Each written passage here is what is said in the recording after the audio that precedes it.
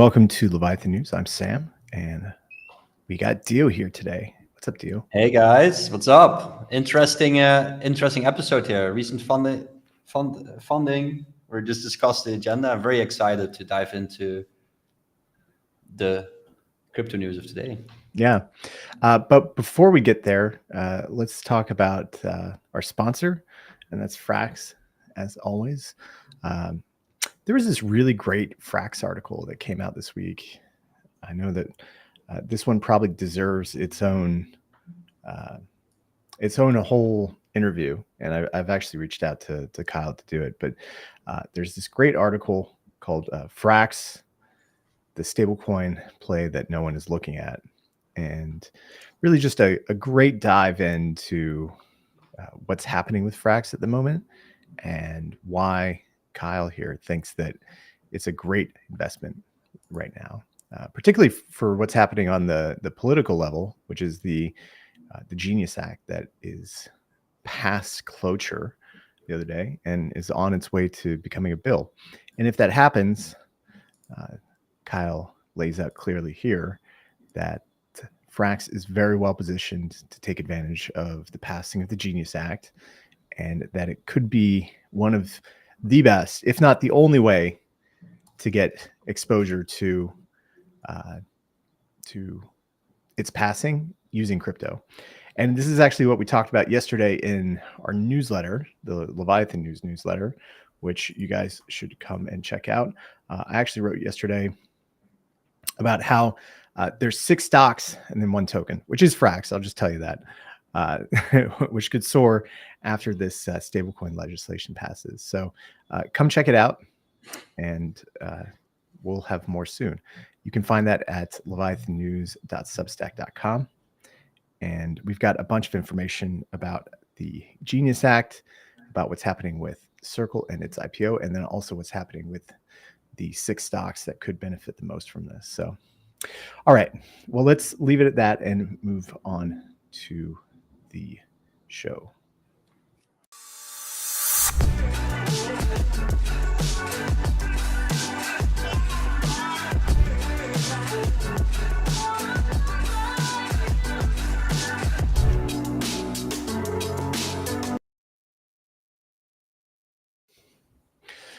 Okay, so there's only been $100 million of funding in the past week, which is a lot lower than what we had talked about the last time that we were here.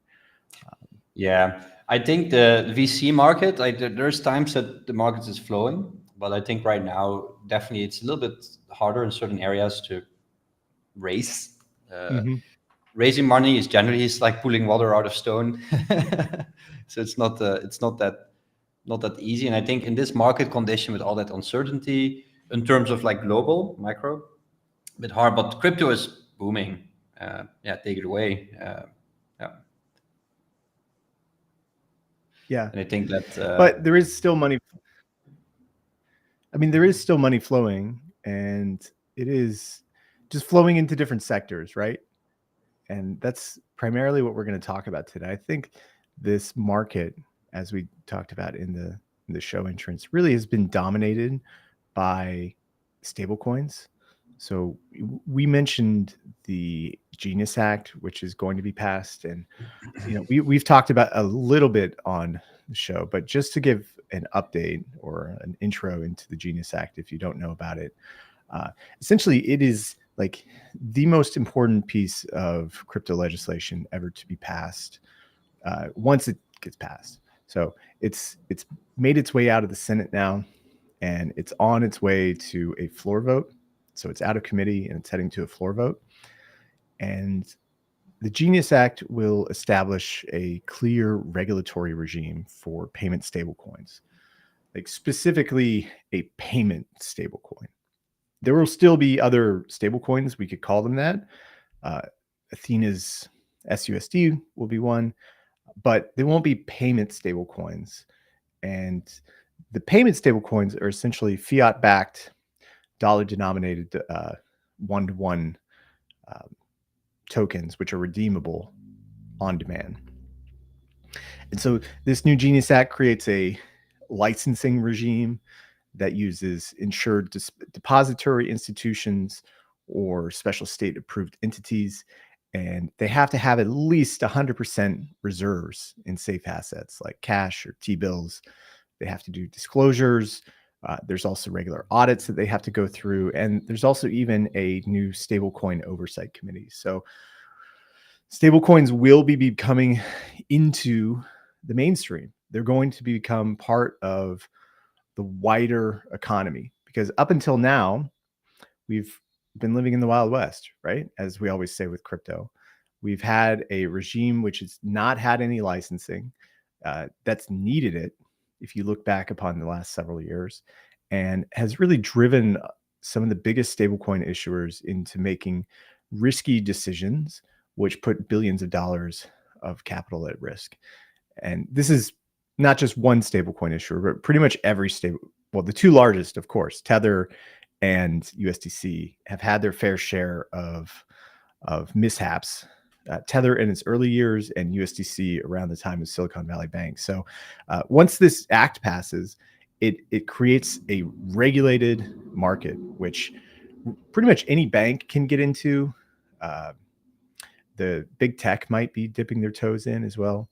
And it fully legitimizes a huge part of the industry which emerged out of crypto. So it's going to be a massive win for everything that we've built over the past 10 years in DeFi. Yeah, exactly. It's coming to it feels like almost a crescendo moment of like, hey, we worked really hard to build an alternative form of money outside of the government system, but we made it so strong that they're actually trying to come to us now a little bit. Like it's just this like stablecoins are legal tender, so this cryptographic hash that we figured out is now actually going to be legal tender and protected under the law. So that's a big thing. Yeah, it's just wild to think about that. Many companies or institutions which have looked at stablecoins over the past 6-7 years, or since 2013 when Tether and USDC were created, have probably put them at a higher risk standard, and their legal teams have probably said, "Oh, hey, like we shouldn't touch these things because we don't know what feds are going to do. We don't know how safe they are in banks." And now all of that goes away, and we're seeing, at least in the funding rounds this week, that the biggest projects that are getting funded, they all have to do with banking, whether it's neobanking or some other variant that's dealing with stablecoins. And I think this is going to be a trend that's going onwards. I just want to bring up I have one chart which I always love, is that the stablecoin supply chart, which Visa has a great chart that they've created, which shows these payment stablecoins, which we have right now. And I'm just going to bring that up right here. So this is it. And this chart is up only that we have. I don't see the chart now. Oh, there we go. There we go. Yes. Yeah. I'm going to shift us over as well too. So this chart is up only. We're in a stablecoin bull market right now. A massive stablecoin bull market. If you look at back in 2022 at the top of the previous market, and right when FTX was collapsing, we saw a pretty large drop down in the supply. So we peaked out at about 146 billion and then shifted over into lows of like 120 billion. So there was some sell-off, about a 15% reduction in supply during that time period. But since then, the lows of that 122 billion, we've almost doubled that. So the total supply of stablecoins as of today is 224 billion. And this is specifically for payment stablecoins like USDC and Tether and PayPal's PYUSD. So the amount of demand for these dollar-denominated one-to-one redeemable tokens is just incredible. And this chart is going to explode once the Genius Act comes out, because now there's going to be a bunch more issuers and a bunch more demand for these tokens. So I would assume that all the DC or VC deal flow that we're looking at right now is also looking at this chart. And that's why all the money that we're talking about this week is going into these like neobanks. So pretty incredible stuff. So let's just start out with our first one. This was a neobank called Slash, and they raised, they're actually like the highest raisers of the week. They raised $41 million in a Series B at a $370 million valuation, with the lead investors of as Goodwater. So Yeah, it's a pretty large round, right? yeah. One thing that's really important for people to understand, right? Like these neobanks they don't really hold your money, right? So it's actually much better if a neobank, it's much easier if a neobank just holds a stable coin, right? It's actually so much easier to create it, because in the past, I worked in banking in the past. And if you built your whole tech stack, like the card issuance, all these accounts, KYC, but then when people deposit money, like where the money is not held by this Slash thing or whatever, if they accept fiat, right? The money is held by probably like 5 different intermediates, and it needs to settle. It's a very vague, weird system, and it comes to the back end of these neobanks. But it's a huge unlock for these kind of neobanks if they can, instead of having to deal with all that complicated fiat bullshit, if they can just be like, all right, I accept stablecoins, and you deposit the stablecoin, and at the moment when you exchange it for fiat, that they have some sort of an OTC partner that helps with that, right? That removes so much of the technology stack, makes it so much easier to set up, cheaper. So yeah, very bullish.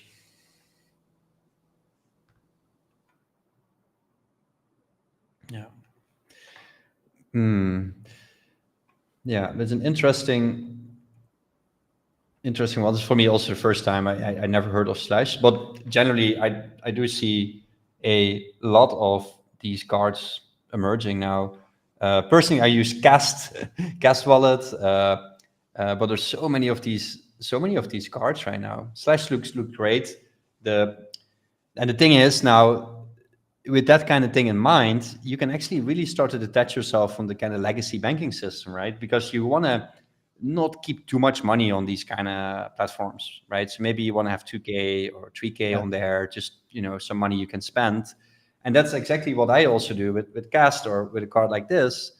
You just put a little bit of money on there, and the rest of the money you put in in crypto, in a liquidity pool somewhere, or in a protocol. And then when you need some fiat as a content type, you just draw down, send it to your card, NFC, click, pay, done, right? It's perfect. Yeah. So this is actually a really interesting company that they had in their release. So reading through it, it looks like these guys originally started by just choosing one vertical. So they went after sneaker sellers, and they were able to build their business just by building a neobank for sneaker resellers. But then once Kanye started spouting off a little bit, and the Kanye stuff probably is just wild, right? Like it's like his modern, like remember back in the 90s how all the Christian conservatives were getting up in arms about like the rock bands that were worshiping Satan at the time, and the devil, and they were just scared about their kids, I don't know, cutting off goat heads and participating in satanic rituals at the time. Like Kanye is now that rocker, right? Like the all his stuff about like the Nazis and Hitler is just modern day Satanism. And he's in a kind of tough place at the moment, and he's been essentially writing songs about Satan. So anyways, because of that, their revenue declined almost 80% overnight. Oh, And so they had to kind of rework stuff. So they went after other sectors, which was like marketing agency, crypto firms, HVAC operators, and now they're processing about $300 million a month on their cards. And they're really going after this like vertical banking solution. So I think that they're trying not to compete with like Ramp and Mercury, which are just one of the biggest neobanks in the space. And now they're going after crypto native businesses. So in their platform, you can swap between fiat currencies and crypto holdings, as well as manage your various crypto.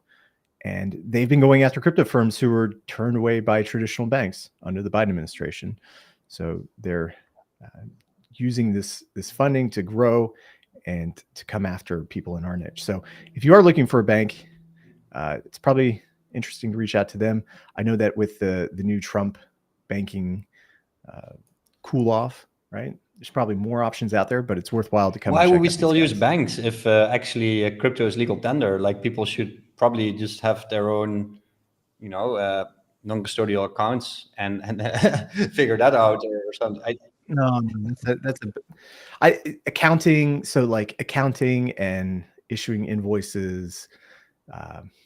Yeah, Like that you'll see is. all this stuff here, like I, ACH I, authorizations. yeah, no, thanks for pointing it out. I think that is a huge bonus. Like that is something that's something they also offer. Yeah.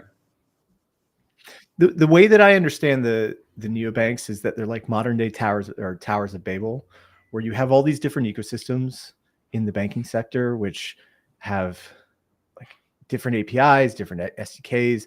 And so what these new neobanks do, like Slash, is go out there and throw it all together and then sprinkle a little crypto on top.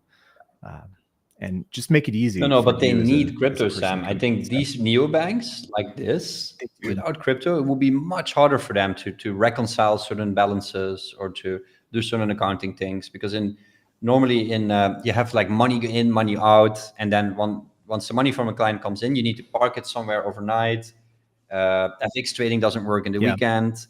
There's a lot of weird problems in banking when you try to build a bank or a neobank, or when you integrate with those APIs. Or they have a monthly subscription. Yeah, but they need crypto. They need crypto. Not that I'm sure they definitely need it. Yeah. But looks pretty cool, pretty interesting. And that's 41 million is, Series B. That's a significant raise there. Yeah, that's fantastic. Yeah. All right. So let's go on to the next one. And this is also like a neobank partner. And this is Squads. Have you heard of these guys? Yeah, I heard about them briefly. Yeah.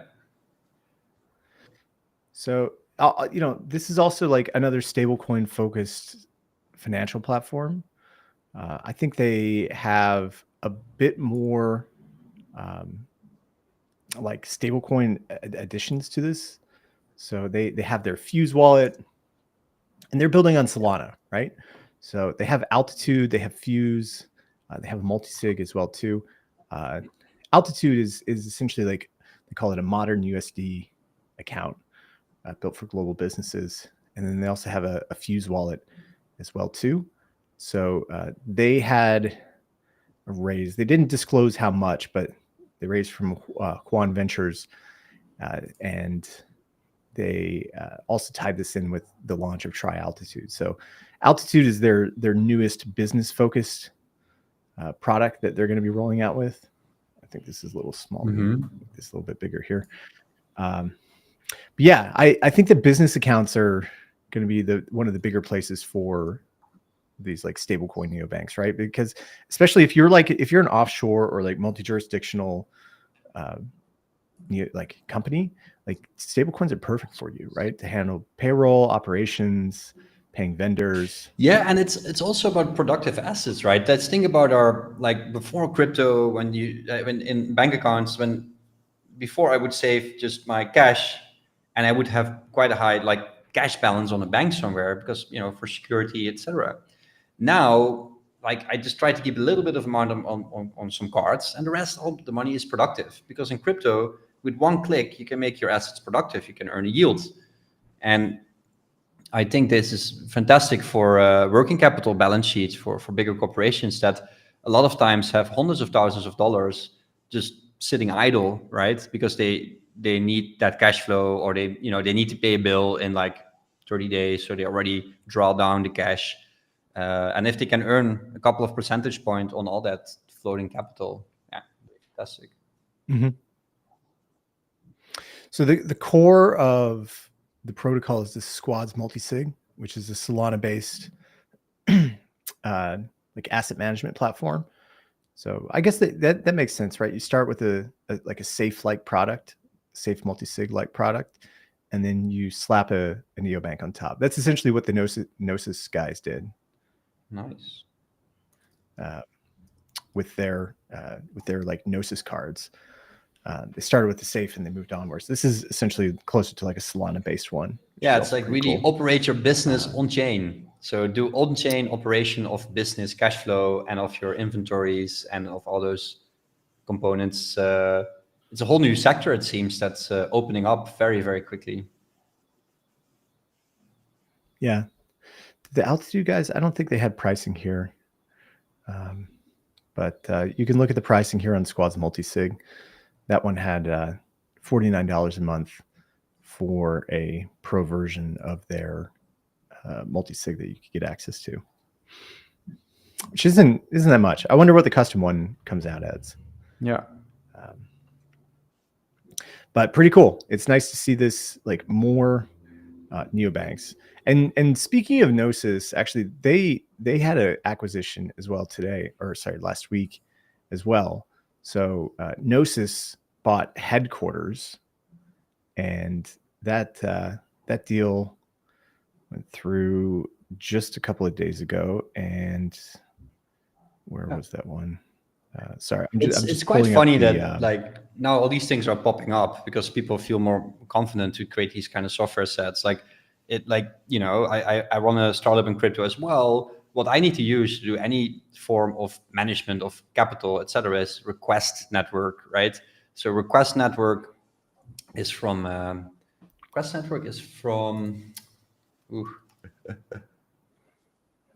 I know what you're talking about, but it's off the top of my head as well. It's a very similar thing, but they don't have cards or anything. It's just to manage like a crypto wallet. I mean, managing a personal crypto wallet is kind of easy, but if you have businesses or if you have like a lot of different cash flows, in order to manage that, it's kind of hard. Like, because as a business, you kind of want to make business units, like a tech department or like a tech department, marketing department, etc. With Request Network, you can actually do those things as well. So it's already there, I think, but they're quite commercial. But I think what we're seeing now is that world between, hey, I'm an on-chain business and I need some sort of accounting. It's kind of like, it's kind of handy because you can just do batch payments. There's a lot of really cool things you can do in crypto that it's really hard in traditional banking. And I think a lot of these, including Gnosis Safe or the other squads, etc., that we just viewed, are jumping onto this like crazy. Yeah. You know what I will say about all these raises is that there's no way. It's getting harder and harder for retail to get exposure to all this. And it's starting to look much more similar to how like Web2 funding has been. So now that the infrastructure is built out, all the tokens have been released. We have all the DeFi for swaps and lending, and we have multiple L1s. The next wave of apps that are going to be deployed through that infrastructure probably are going to look more like the fundraising from Web2, where it's an equity deal, and there may or may not be a token attached to it. And even though these companies or projects might be extremely successful, it might be hard for retail to get access to the upside there. Yeah, I mean, Request, again, sorry, I don't want to sell anything or no financial advice at all. It's also, I don't hold any of Request tokens, but Request did launch a token, Request Network, and it's kind of similar to what we see here, but it's less commercial. Like Request Network seems a bit more on the side of invoice financing, debt, things like that. They did launch a token, but it's not performing that well. And I think what would be interesting to see a combination. I would love to see any of these new startups that raise that much money to maybe do some sort of a public raise as well, and to see, okay, yeah, if you're a business, if you onboard, if you're the first 1,000 businesses that uses this Gnosis HQ or something, you get some something in return of some say in the protocol or some feature request that you can have or something like that. So it would be cool. Yeah. It seems like wasn't so was headquarters like originally connected with Gnosis somehow? I mean, that's my question here. I don't know enough about them originally, but they were funded back in 2022, and now they've been acquired. So, but yeah, so looks pretty good. Good for them. They got the exit, and now they become part of Gnosis. Yeah, it looks fantastic as well. And the Okay. funny thing for me is now that, especially in this credit card and neobanking business, as you see, we just reviewed or looked at like 3 different fundraisers, but all the things, they look very similar, right? They all do business accounting, business banking. Like Yes. it is such a huge total TAM. I think it's a really big total addressable market. So if they can break out indeed to also normal businesses that maybe don't understand crypto per se, but that they get motivated to use crypto because it's just more convenient, it's a really good thing for the space as well. I think that's also what Web3 needs. But on the other side, I would say these things are going to get commoditized pretty fast. So it's a race, and I think that's also why they raise so much money right now, because they need to pump. They need to pump very hard to get market share now and stay relevant, and stay building. I wonder what this does to a company like Coinbase, right? Where they're trying to provide these all-in-one solutions, or it's Coinbase is a crypto exchange. So it's like a trading facility. But all these neobanks that we're starting to see, especially with the introduction of stablecoins, are just offering like on-ramps. And so the on-ramping in the background is either provided by like Bridge or one of the other major providers who you don't even know anymore. And they can offer swaps in these platforms to buy like ETH or BTC if you want. But the core product that they're going to use to move in and out of is going to be stables, which I find really interesting. And I wonder if it's like when you have 100 companies that are offering the same thing that Coinbase is, except it doesn't have the advanced trading interfaces and trade APIs in it, but offers the same style of like banking. What does that mean for Coinbase in the long term? That is a very good question. Wow. Yeah, I think that. Okay. Yeah, I think that I mean, in general, I do think that these neobanks or other things, they will onboard people into crypto, and I think these venues are more trading. It's a trader's market, so these venues will just be servicing more and more traders instead of because a lot of the users from Coinbase are indeed just people that maybe deposit $10,000, buy a token, and forget about it for a year or something, right? Like that's a lot Right. of Coinbase users or Binance users that are doing that.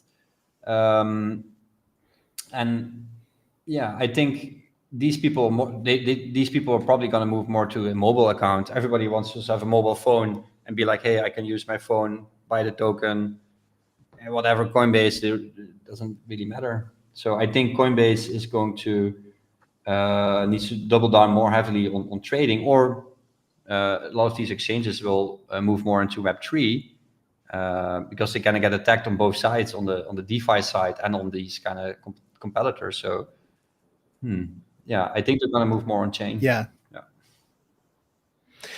Yeah, there's some really cool apps that I've seen. So I've been messing around. Have you tried Stable, the app? It's essentially like a retail focused app for just getting stables and having an on and off ramp. So if you want to get stables like Tether or USDC or something, it uses Bridge in the background, and it's pretty cool actually. It's called Stably or what? No, I've it's been using it. Stables. No, it's just Stable. It's a Stable app.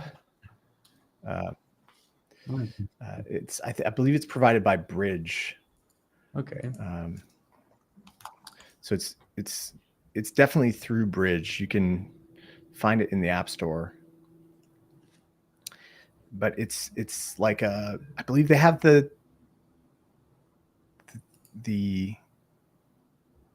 the X account Wow. stablecoin. Yeah. So Bridge has that, and you can get this. Is this it? No, this is not it. I'll find it. They have area. Let's see how It's they like have. Bridge. Oh, is it Stripe company? Bridge.xyz, you mean? Yeah, exactly. Yeah, Bridge has like, I'm seeing a lot of changes now that Bridge has been like acquired by Stripe. There's a ton of apps that I've seen just come out in the past like couple of months, like this stable app, like this, a few other ones that are using Bridge in the background to move stables on and off. And yeah, it's really cool. I think we're in this like renaissance of stablecoin integrations. It's so Amazing. cool. Yeah, I think more and more people are just going to wake up like, hey, wait a minute. I can just, instead of putting all the money in a saving account, I can just have that. I can just actually lower my fiat in my bank account and just put it to work and have some app that gives me something that I can scan if I go to the coffee shop with my NFC chip, bleep, and transfer. It's great. But I do think we need to watch out as well because it's moving so fast, and before we know it, we live in this digital prison. So, there was that's actually maybe cool. There was a recent Wrecked video again published, kind of highlighting this what we're now talking about. It's like, hey guys, like it started with financial freedom and AI and convenience, and it ends up with a digital prison that we're building for ourselves. So although very positive and very cool, actually having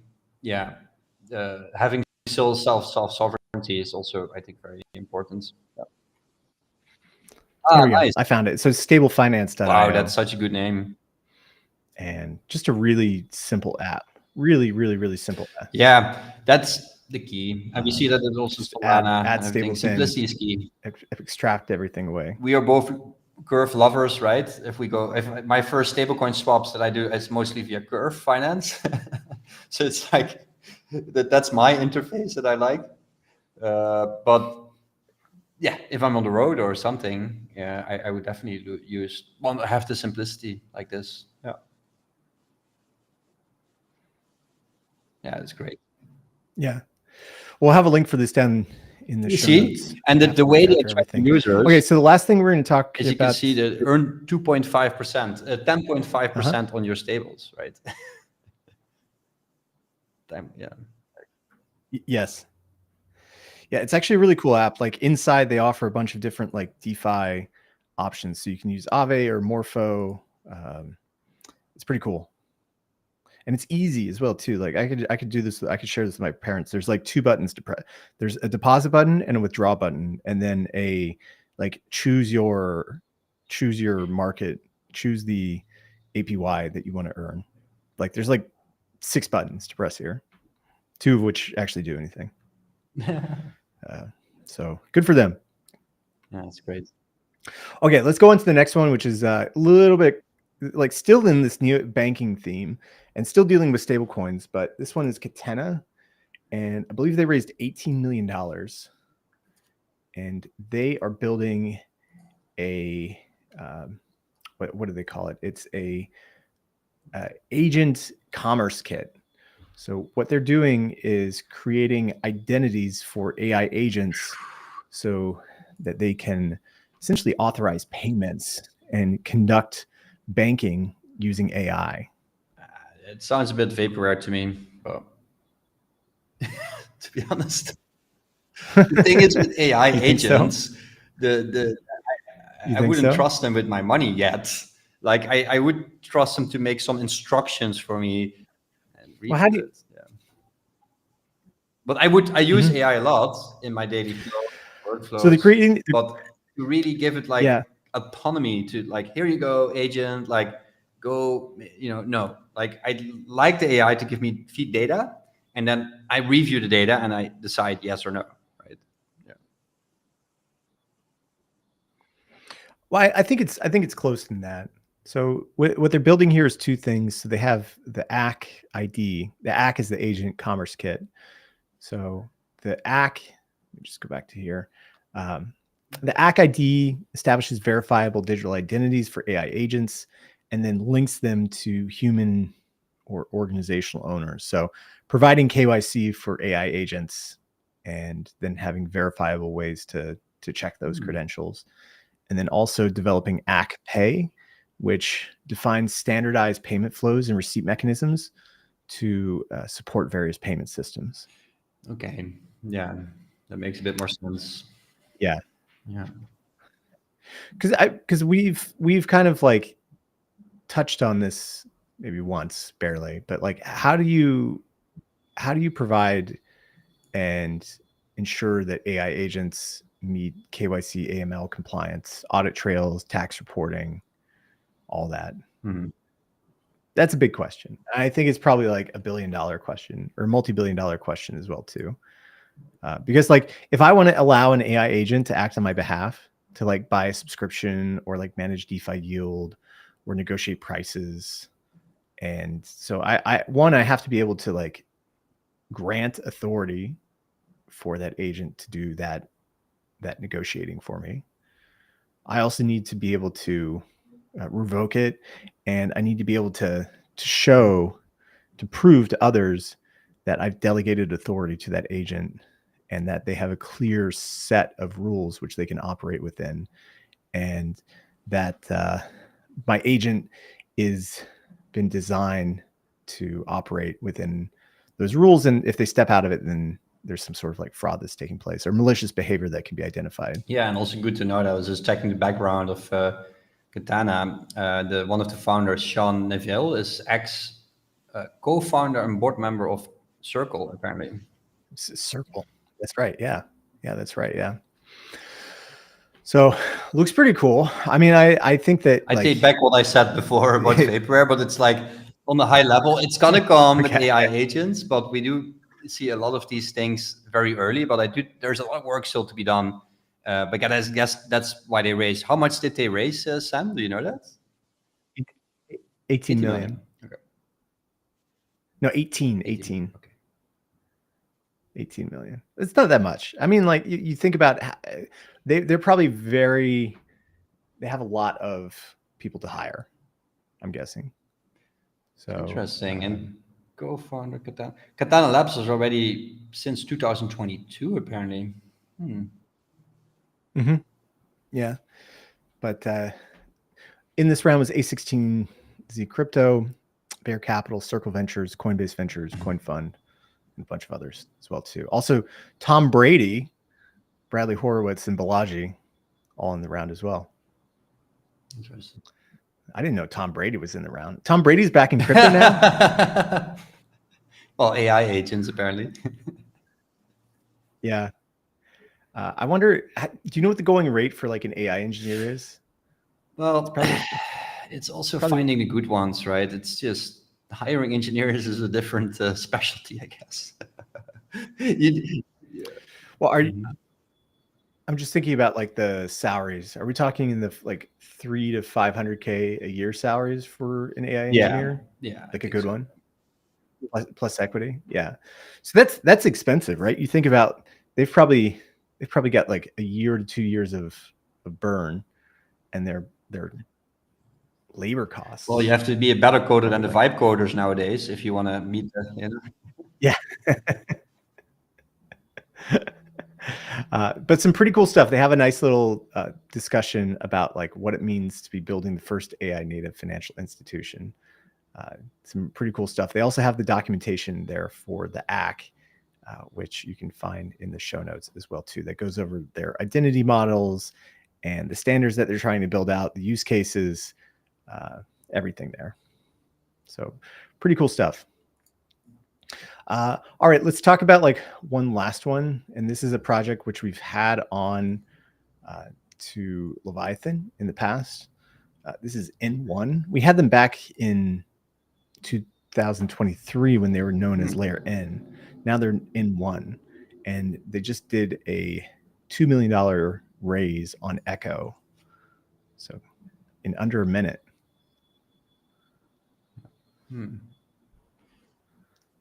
So congrats to those guys. Congratulations. There's a layer 1.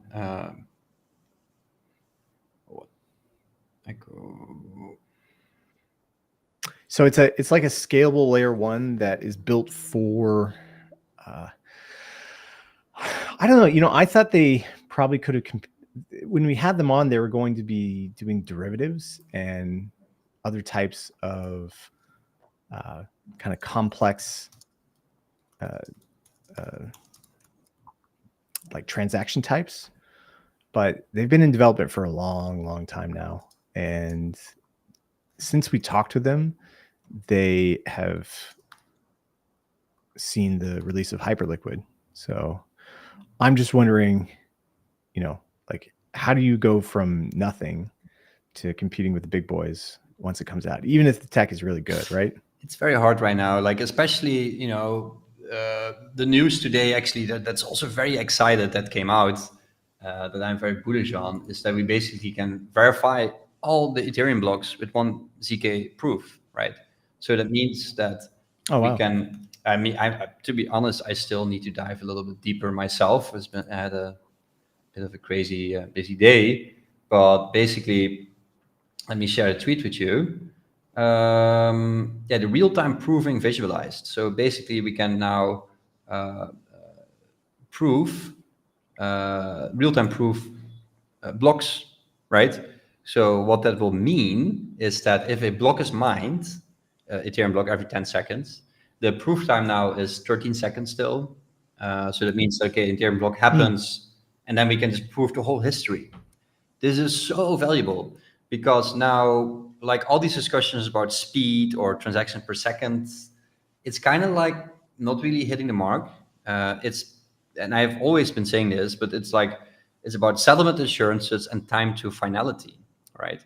Because if I do something on a blockchain and I can then prove to you, like, a couple of seconds later, yeah, I really did that. Like, it's about that, right? If I can prove to you that I did something in a way that cannot be tampered with, and like a lot of people saw that.